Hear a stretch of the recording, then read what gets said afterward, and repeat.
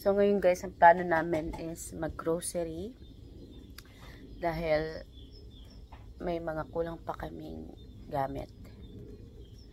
Patiin ko lang yung sister. And kasi maghahaponan kami mamaya if rendang. Niluto ko na yun sa bahay guys. Dinala ko na dito ng luto na.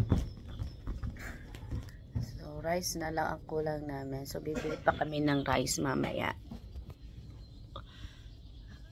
Bibili kami ng rice. Kasi sakto na yung rendang na niluto ko. Napakadami nun guys. Tapos magagawa kami ng lumpia ng mga pamangkin ko. Yes, matutuwa sila kasi favorite nila yun. Favorite nila yung lumpia pero hindi nila alam paano gawin. So turuan ko sila mamaya if ever. And ayun guys. I hope ma-enjoy namin yung 1 week na pagtira namin dito sa farm. At ipapakita ko rin sa inyo yung ibang places dito. Sige, salamat!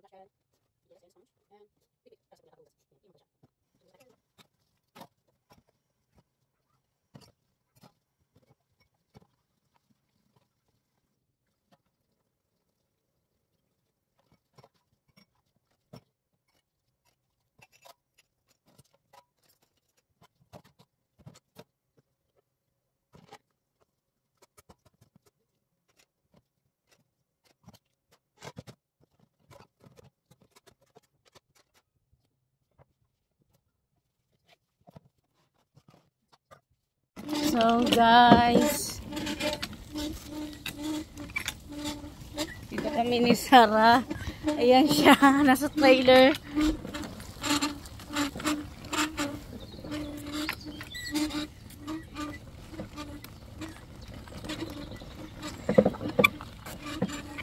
Ang hirap pala nito. Ay, isang lagi yan.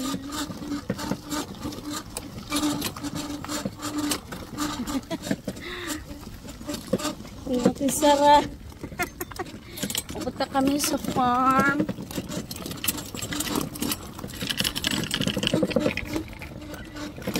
Madali lang siya i-drive guys. Para ka lang nagbabike. Okay?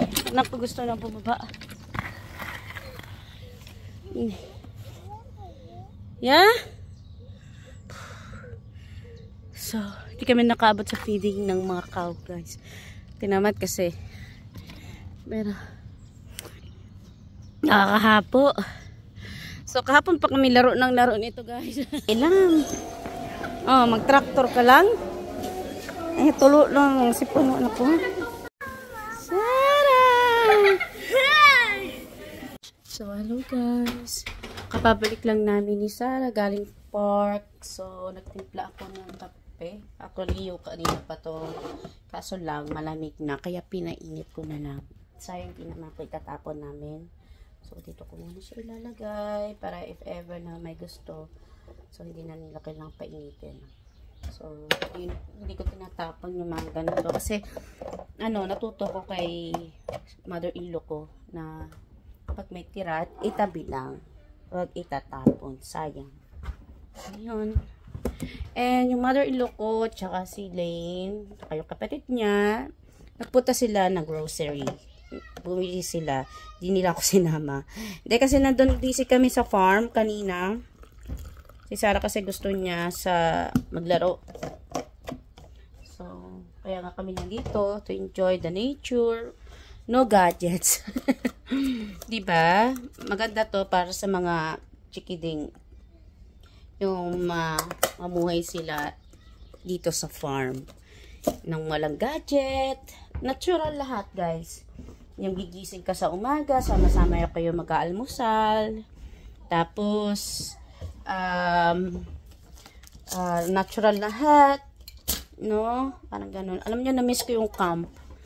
Madalas kasi ako nagka-camp ng mga kabataan ko pa sa isang church. Parang ganito rin. So, yun guys. Yung nakakatuwa kasi nakikita namin yung mga kids naglalaro, na-enjoy nila yung nature. Yan. Hindi nga lang kagaya sa atin na as in natural. Ay, sorry.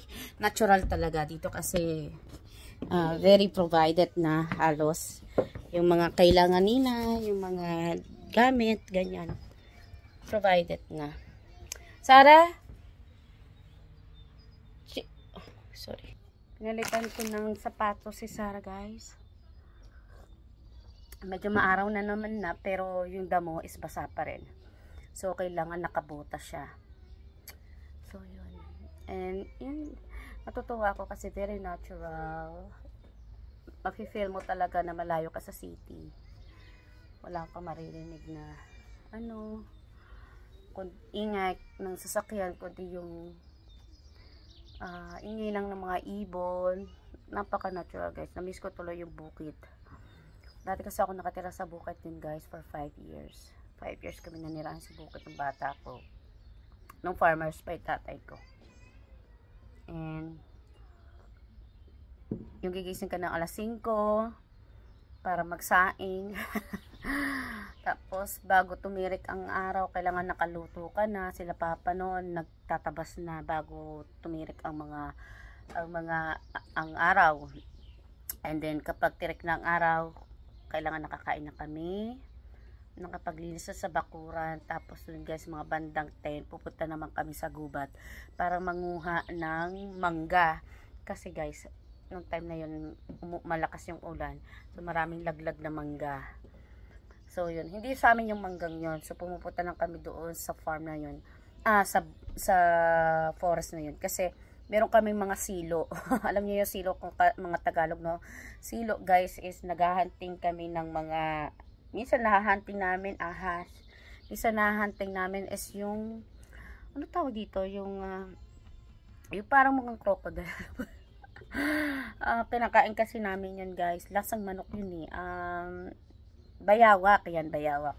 Yan, kumakain kami ng bayawak. Sila papa nanguhuli din yan ng palaka tuwing palakang gubat. At saka, hindi kami nakain ng dagang gubat. Palakang gubat yan, kumakain kami. Malinis kasi yun, guys, no? Yun ang ginagawa talaga namin. Sobrang natural lang talaga lahat, guys. Then, mag-iigip kami ng kalayo-layo. Maglalaba kami sa ilog, ganyan. Ganyan lang kasimple yung buhay namin dati. Pero guys, kailangan ko talaga bantayan ng aking anak at lumalayo na. Sarah!